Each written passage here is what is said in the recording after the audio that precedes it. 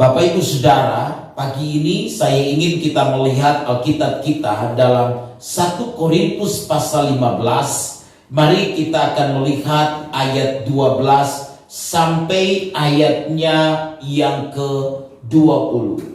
Demikian bunyi firman Tuhan. Jadi, bila mana kami beritakan bahwa Kristus dibangkitkan dari antara orang mati, bagaimana mungkin ada di antara kamu yang mengatakan bahwa tidak ada kebangkitan orang mati? Kalau tidak ada kebangkitan orang mati, maka Kristus juga tidak dibangkitkan. Tetapi andai kata Kristus tidak dibangkitkan, maka sia-sialah pemberitaan kami dan sia-sialah juga kepercayaan kamu. Lebih daripada itu, kami ternyata berdusta terhadap Allah. Karena tentang Dia kami katakan bahwa Ia telah membangkitkan Kristus, padahal Ia tidak membangkitkannya. Kalau andai kata benar bahwa orang mati tidak dibangkitkan, sebab jika benar orang mati tidak dibangkitkan, maka Kristus juga tidak dibangkitkan. Dan jika Kristus tidak dibangkitkan, maka sia-sialah kepercayaan kamu dan kamu masih hidup dalam dosamu. Demikianlah binasa juga orang-orang yang mati dalam Kristus. Jikalau kita hanya dalam hidup ini saja menaruh pengharapan pada Kristus, maka kita adalah orang-orang yang paling malang dari segala manusia. Tetapi yang benar ialah bahwa Kristus telah dibangkitkan dari antara orang mati sebagai yang sulung dari orang-orang yang telah meninggal. Bapak Ibu Saudara, ketika kita bicara tentang kebangkitan Kristus, maka ini merupakan hal yang sangat penting di dalam kekristenan. Karena itu kita perlu mengerti seberapa pentingnyakkah kebangkitan Kristus itu bagi kita semua, supaya kehidupan kekristenan kita adalah kehidupan kekristenan yang memiliki fondasi yang kuat. Saudara-saudara, kebangkitan Kristus itu sangat penting. Mengapa kebangkitan Kristus itu sangat penting? Karena kebangkitan Kristus itu merupakan doktrin yang pokok dalam kekristenan. Saudara-saudara, banyak orang yang mengakui pentingnya kematian Kristus, tetapi kemudian menyangkal bahwa Kristus telah bangkit dari antara orang mati. Karena itu ada banyak orang yang menyerang tentang kebangkitan Kristus dari antara orang mati. Tapi tahukah saudara bahwa di dalam 1 Korintus 15 ayat yang ke-12 sampai ayat yang ke-20 yang kita baca ini, Paulus menunjukkan bahwa iman Kristen kita itu akan menjadi sia-sia. Mengapa? Kalau Kristus tidak pernah bangkit dari antara orang mati. Kubur kosong membuktikan Kristus itu bangkit. Adanya ibadah hari Minggu membuktikan Kristus itu bangkit. Saudara tahu mengapa orang Kristen beribadah hari Minggu?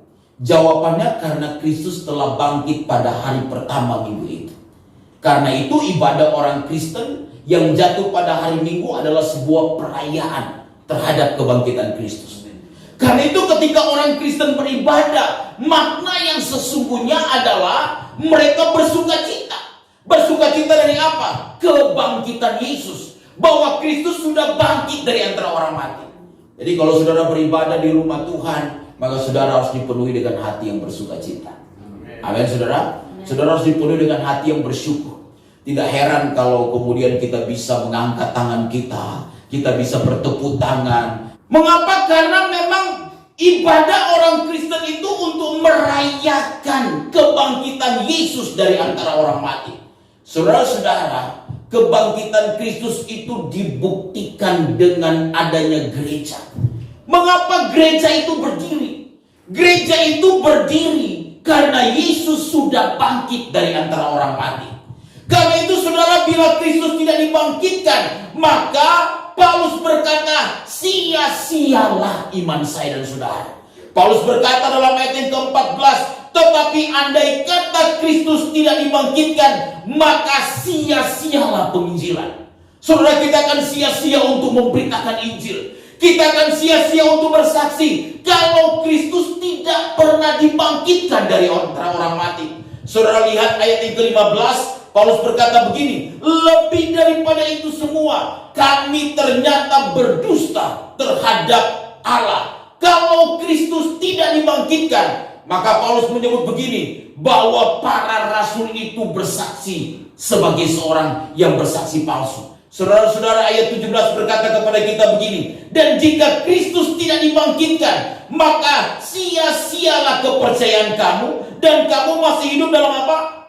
Dosamu. Kalau Kristus tidak dibangkitkan, saudara-saudara, maka kita orang percaya tidak pernah ditebus, dan kita orang percaya masih hidup di dalam dosa kita, masih hidup dalam masa lalu kita.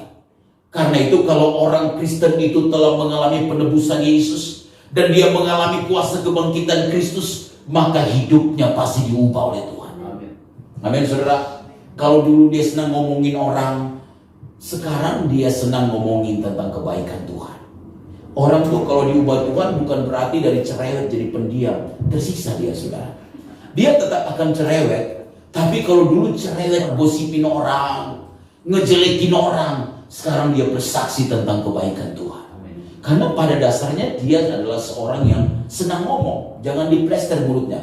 You udah ikut Tuhan bertobat, jangan pernah ngomong lagi.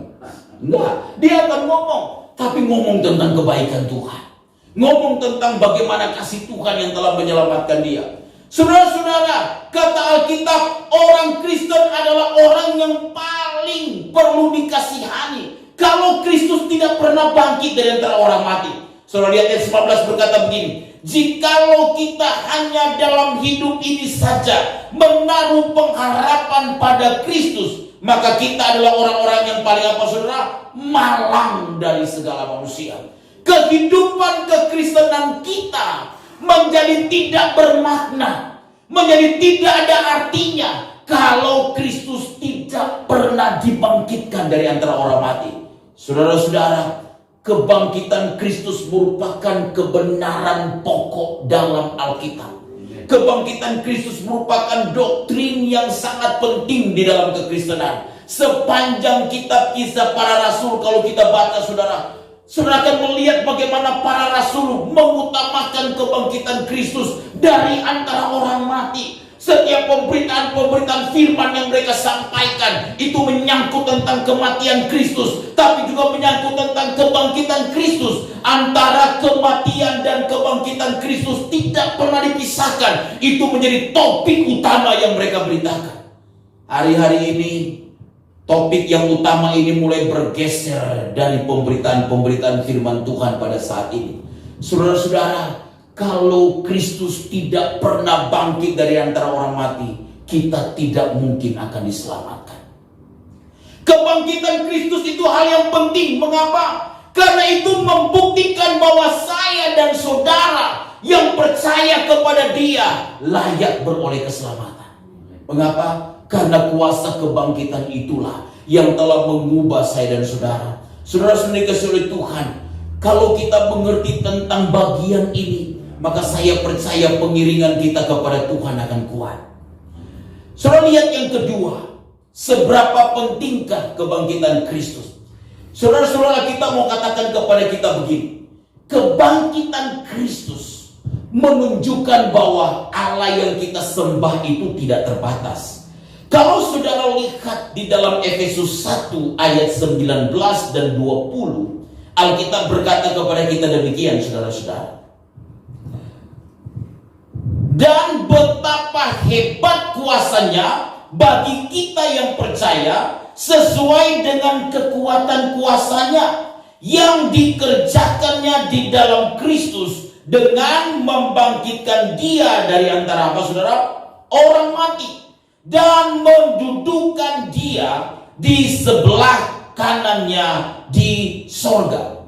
Saudara-saudara dikasih oleh Tuhan, ukuran kuasa Tuhan di dalam perjanjian lama itu diungkapkan dan ditunjukkan lewat Tuhan membawa orang Israel keluar dari perbudakan Mesir, kemudian dituntun ke tanah Kanaan.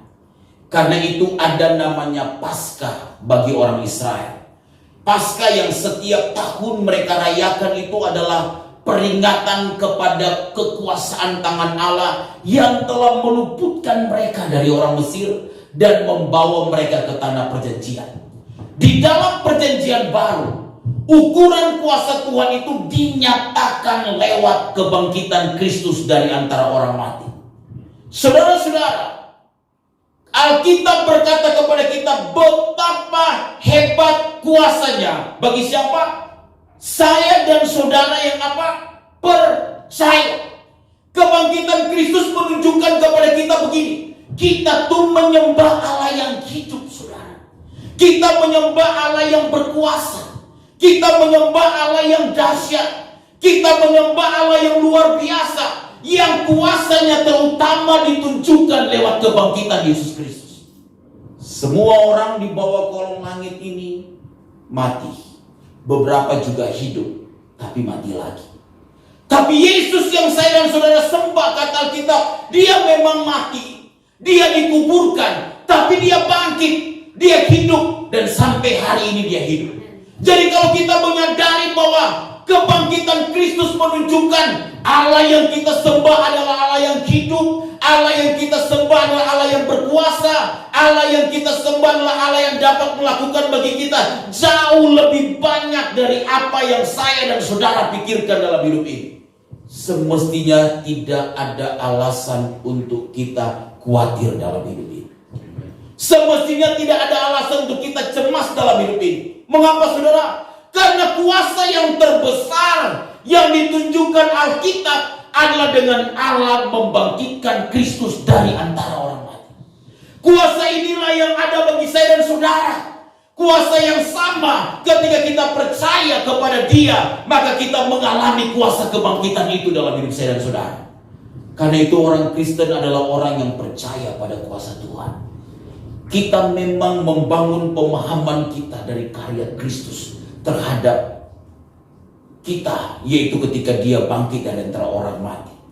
Tetapi kita juga percaya kebangkitan itu menunjukkan kuasa Tuhan yang tidak terbatas bagi saya dan saudara. Alkitab berkata betapa hebatnya kuasanya bagi siapa, saudara? Bagi kita yang percaya. Saudara-saudara, kuasa Tuhan itu hanya akan terjadi dalam hidup saya dan saudara bagi kita yang percaya kepada Tuhan. Saudara-saudara, semalam itu saya naik Grab pulang. Ada pertemuan dengan beberapa teman pendeta, kemudian pulang naik Grab. Tapi waktu saya naik Grab, ada teman pendeta, dia berkata begini, ketika mau naik Grab dia berkata, "Pak pendeta, hati-hati di jalannya."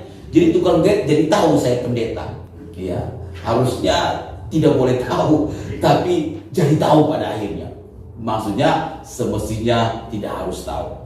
Tapi ketika dia tahu saya pendeta, dia bilang begini, "Kalau begitu Pak Pendeta, lagu yang saya mau putarkan ini lagu rohani, saya tidak perlu tanya lagi sama Pak Pendeta." "Oh iya pasti," saya bilang begitu. Soalnya kalau saya putar lagu rohani, saya suka tanya, takutnya penumpang bukan Kristen atau mereka Kristen tapi Kristennya nggak mau dengar lagu rohani. "Oh begitu Pak ya."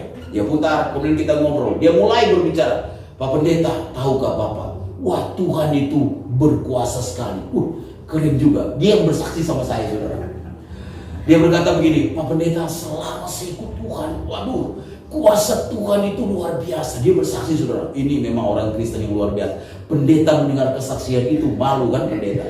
Dia berkata begini, "Pak Pendeta, saya itu alami mujizat dari sakit penyakit. Saya hampir mati, tapi kemudian Tuhan sembuhkan." Wow, saya terpesona saja. Saya hanya bilang, "Amin, amin." Dan dia berkata begini, "Pak, saya kan nge-Grab ini. Cicilan mobil saya yang 4 jutaan sampai hari ini Tuhan cukupkan. Sementara teman-teman saya yang Grab sama-sama mobilnya pada ditarik. Saya pikir apakah mereka nggak berdoa? Mereka pasti berdoa. Tapi saya juga berdoa, katanya, Tuhan kenapa teman-teman Grab saya mobil mereka ditarik?" Wah, dia juga bingung. Tapi yang dia beritahu kepada saya adalah Tuhan itu berkuasa untuk menolong kita. Saudara, kehidupan kekristenan adalah bukan kehidupan kekristenan yang sekedar teori. Waktu kita berkata Allah berkuasa, waktu kita berkata Allah kita hebat, betapa hebat kuasanya, maka itu hanya bisa kita alami kalau kita percaya kepada Tuhan. Saudara-saudara, ada banyak persoalan yang kita hadapi, ada banyak pergumulan yang kita hadapi. Kadang-kala kita diperhadapkan dengan masalah ekonomi, kita diperhadapkan dengan masalah pekerjaan, kita diperhadapkan dengan masalah usaha, kita diperhadapkan dengan masalah keluarga. Ada banyak pergumulan berentet yang ada di hadapan kita. Tapi tahukah saudara, Allah yang kita sembah adalah Allah yang hidup. Allah yang kita sembah adalah Allah yang berkuasa. Allah yang kita sembah adalah Allah yang telah bangkit dari antara orang mati, dan kuasa kebangkitannya Dia siapkan bagi saya dan saudara yang percaya. Waktu kita belajar percaya kepada Tuhan, saudara, kita gak perlu takut hadapi hari esoknya. Kita gak perlu takut hadapi masa depan kita. Kita gak perlu takut hadapi berbagai pergumulan yang ada di depan kita. Mengapa, saudara? Karena kuasa Tuhan itu nyata bagi saya dan saudara. Saudara-saudara, kebangkitan Kristus ini sangat penting. Mengapa? Karena kebangkitan Kristus itu adalah yang sulung dari kebangkitan saya dan saudara. Maksudnya begini, saudara. Kalau Yesus bangkit dari antara orang mati, maka kita yang percaya kepada Tuhan juga pasti akan dibangkitkan. Walaupun kita sudah mati. Saudara-saudara, ada banyak teori yang mengatakan bahwa Yesus tidak sungguh-sungguh mati. Ada yang mengatakan, yang lagi populer di YouTube, bahwa Yesus digantikan oleh Yudas, digantikan oleh orang lain untuk tersalib di kayu salib. Bukan Yesus yang mati di situ. Yang lain juga berkata bahwa Yesus hanya pingsan, kemudian siuman, karena mencium rempah-rempah dalam aroma kesejukan ketika Dia ditaruh di kubur tersebut. Saudara-saudara, yang lain berupaya untuk memutarbalikkan tentang kebangkitan Yesus. Sejak dari zaman dulu, para imam-imam mahkamah agama mencoba menyuap para penjaga yang menjaga di kubur Yesus. Walaupun batu besar yang menutup kubur Yesus sudah terguling, tapi mereka boleh berupaya menyuap agar supaya para penjaga prajurit Romawi ini bersaksi dusta. Saudara-saudara, banyak orang yang berupaya mengalihkan tentang kematian dan juga kebangkitan Kristus. Tapi tahukah saudara bahwa Kristus benar-benar mati bagi saya dan saudara?